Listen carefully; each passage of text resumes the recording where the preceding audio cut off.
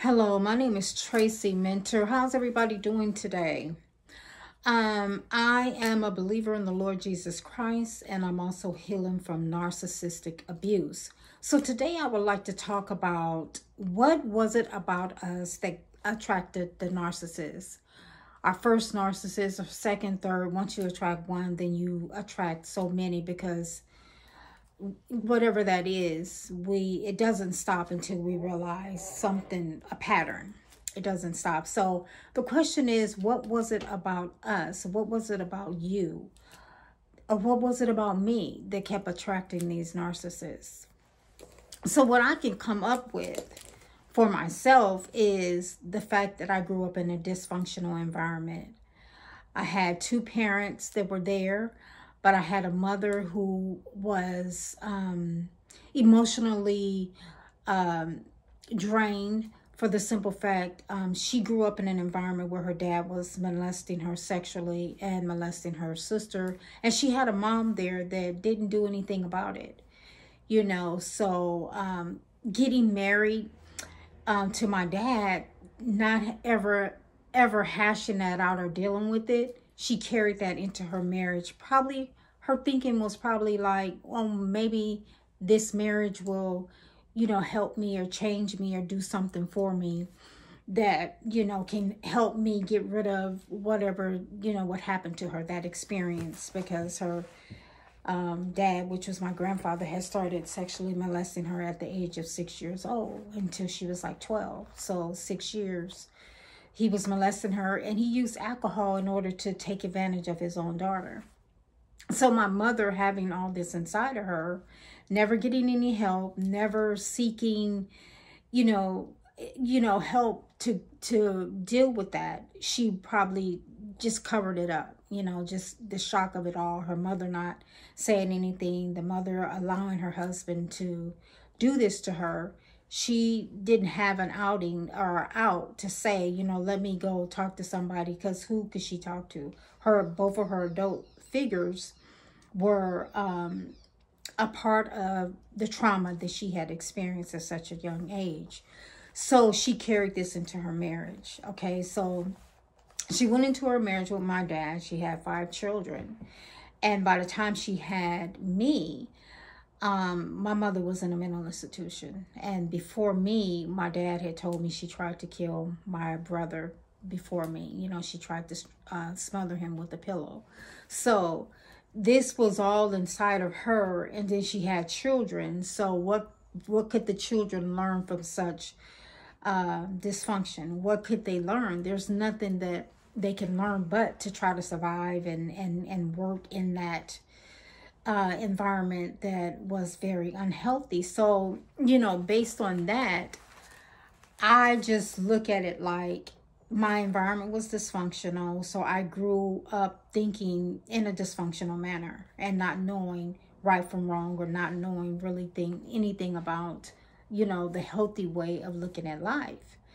And so based on that, I didn't grow properly. I didn't grow in knowing myself. I didn't grow in loving myself. I didn't grow in being validated. I didn't grow in having high self-esteem. I didn't grow in someone telling me you're enough, you're valuable, you're beautiful, you're smart, you can be anything you want to be, no, you just believe in yourself and just love yourself no matter what. You fall down, you get hurt, you get back up. When falling down is a part of life, and it's a great thing to fall down. Just don't stay down. There was nobody there telling me that.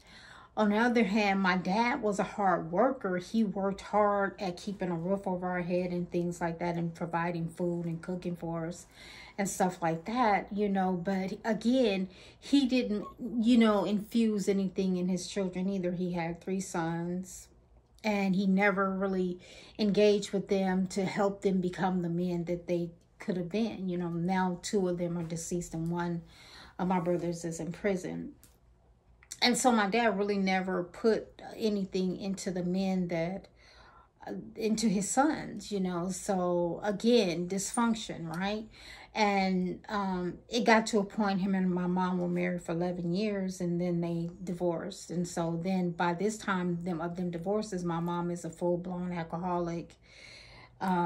She doesn't have a place to stay. She's just going from situation to situation, and she's getting raped and sexually, sexually raped by every person that she practically comes involved with from this point on. Again, having never dealt with the issues that are inside of her.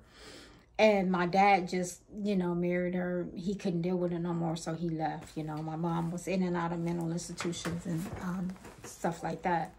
So again, it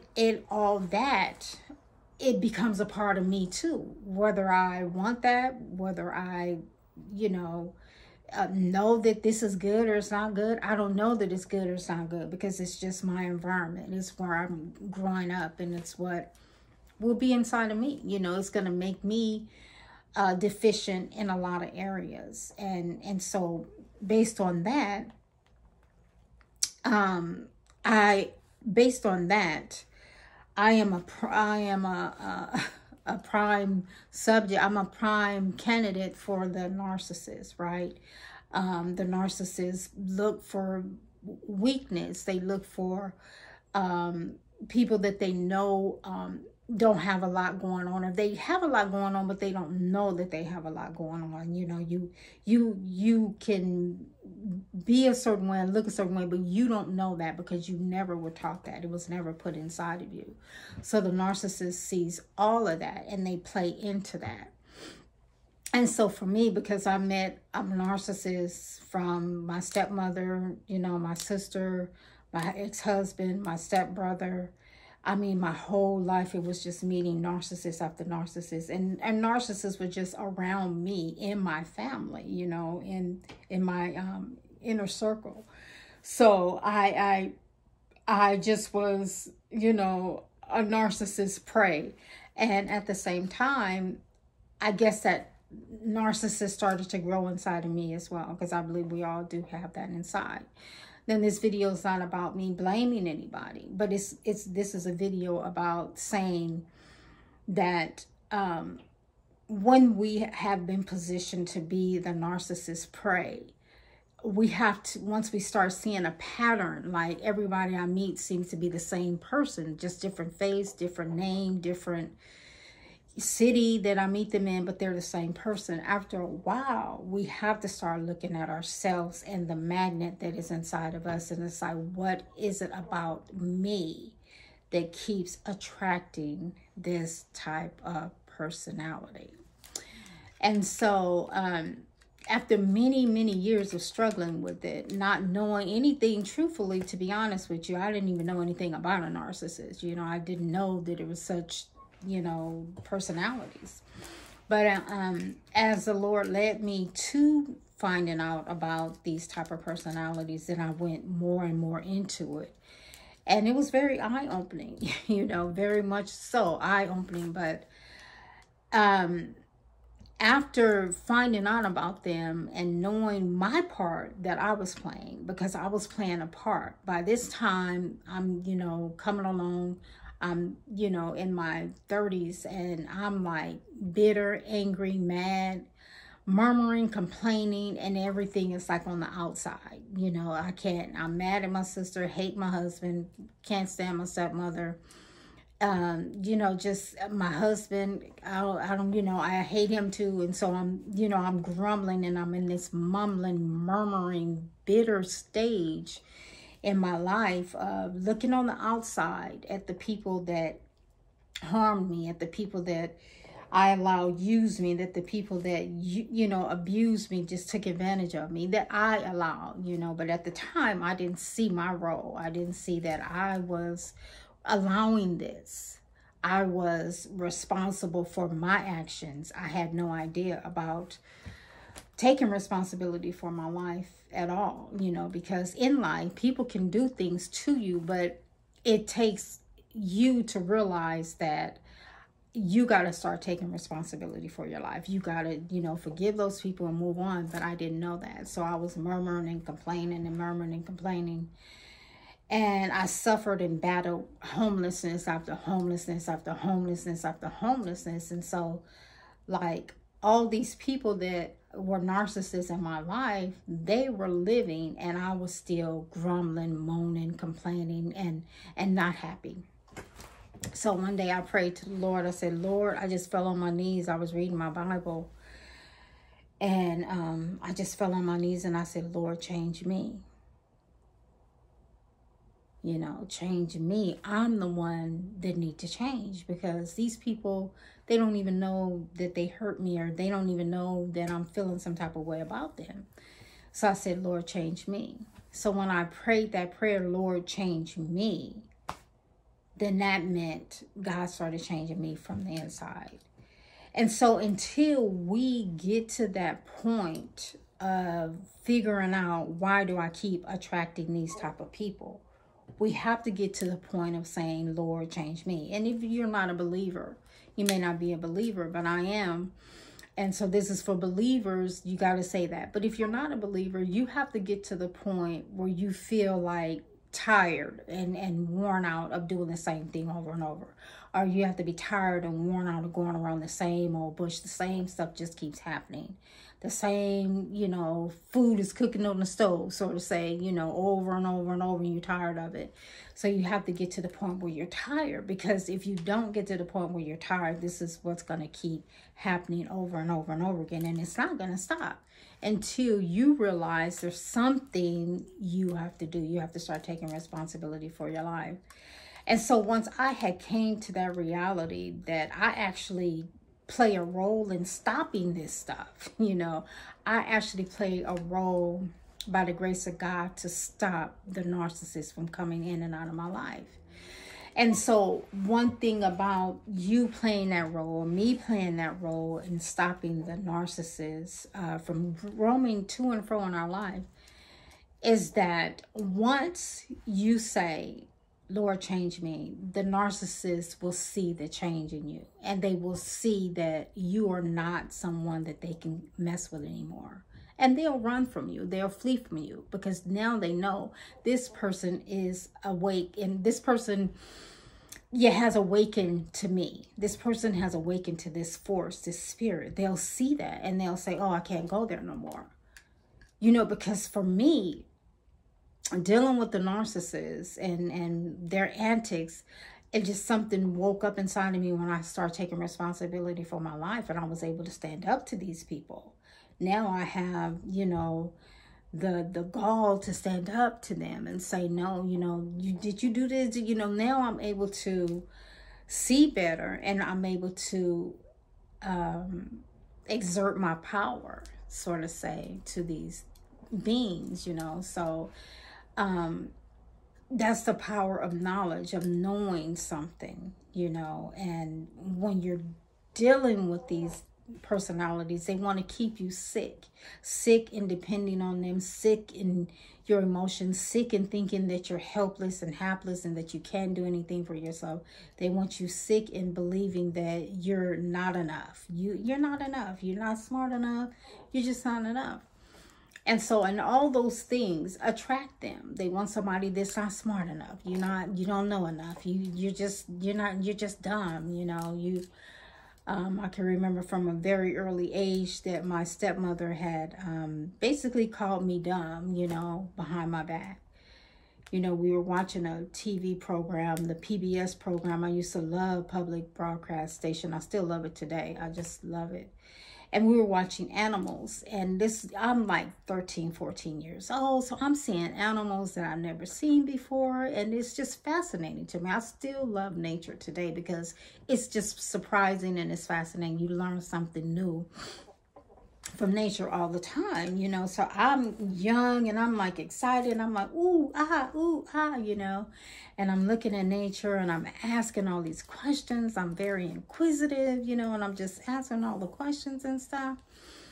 And it was a school night, and so I had to go to bed, and so I had said my good night. While I was asking these questions, my dad was the only one answering the questions. My stepmom wasn't. My dad was. And so after I had said my good nights, it was time for me to go to bed. I said good night. I jumped into bed. The moment I jumped into the bed, my stepmom said, and she didn't even wait for me to get under the covers good enough. She had said, she asking all them dumb questions, you know. And I heard that with my ears, and I was so hurt. I was so hurt because I thought that this lady was for me. I thought that she was my friend, you know. But when I heard that, you know, I was devastated. I was so devastated. And I was just lying there in the bed, and I didn't know what to do. And I wanted her to know that I heard you, you know, even though I couldn't exert that out my mouth. I couldn't exert my power and tell her, I heard you, and the nerve of you to say that, you know. But I got up out of the bed and I went into the bathroom, letting her know I wasn't asleep. I heard what you said, you know. And so that's how narcissists operate. You know, they see something that they feel is weak coming from a dysfunctional environment. And then they try to play your weakness and play it against you, you know. And by her doing that, I immediately thought that I was dumb. And I immediately believed, because she was my adult figure, you know, this is an adult figure, she must know better than me, you know. This was my thinking, like, you know, she must know better than me. Again, coming from a dysfunctional environment, I didn't have anybody telling me you're smart, you're this, you're that. You know, you know, you could be whatever you want to be. I didn't have anybody saying those words to me, and I didn't know anybody that was saying those words to me, you know. So I immediately believed her. And so that's what it is about the narcissist. They attach themselves to people that they know are coming from a background that is all messed up, you know, and they play these games to make you think that you're not good enough, you're not smart enough, you're not pretty enough, you're not talented enough, you're not skilled, you know, you're not any of those things, and all those things are a lie. At 13, 14 years old, what am I supposed to know at 13, 14 years old, right? I'm supposed to know what a 13, 14-year-old know, you know. But for me to be inquisitive and asking questions was a healthy thing, you know, and it should have been looked at in a healthy way. But again, when you're unhealthy, you attract more unhealthy. So my dad was unhealthy. He married unhealthy. And so the unhealthy just continued. And so it's up to us as people coming from those unhealthy backgrounds to start taking responsibility for our lives and to start, you know, raising ourselves, sort of say, you know, with being God raises me, just raising yourself and start believing in yourself and start speaking life into your situation. I am enough. I am somebody.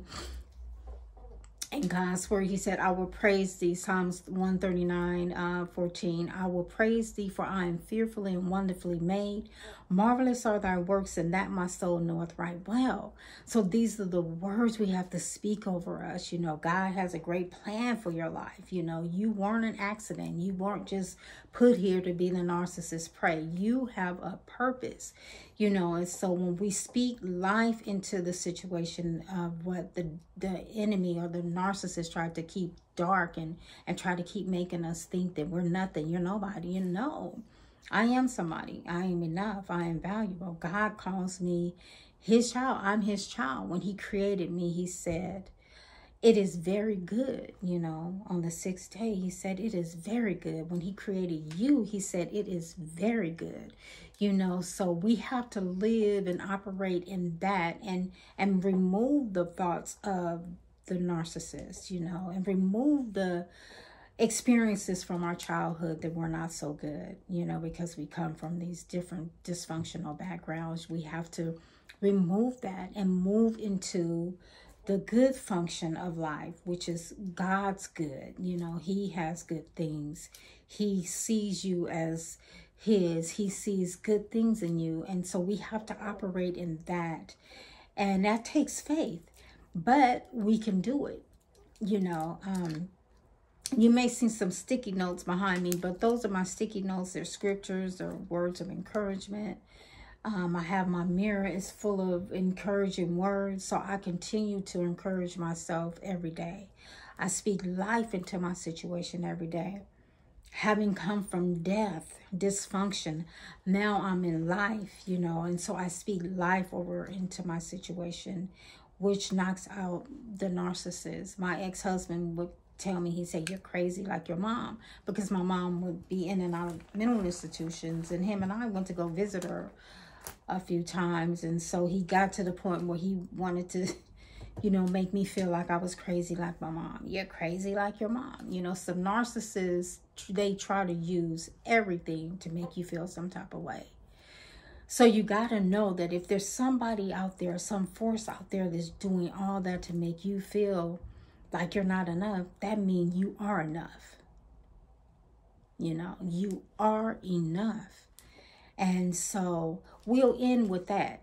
Okay, so write down, what was it about you? What is it inside of you think that is still attracting these narcissists in home, in your personal life, your business life, and work? What is it about you? And have you asked God, if you are a believer, to change you? Because until you ask that question, the same thing will continue to happen. You will continue to meet narcissists. You will continue to be their prey. You will continue your people pleasing. You will continue to, you know, be a victim instead of victorious. And you are victorious, okay? So I hope this video has helped somebody.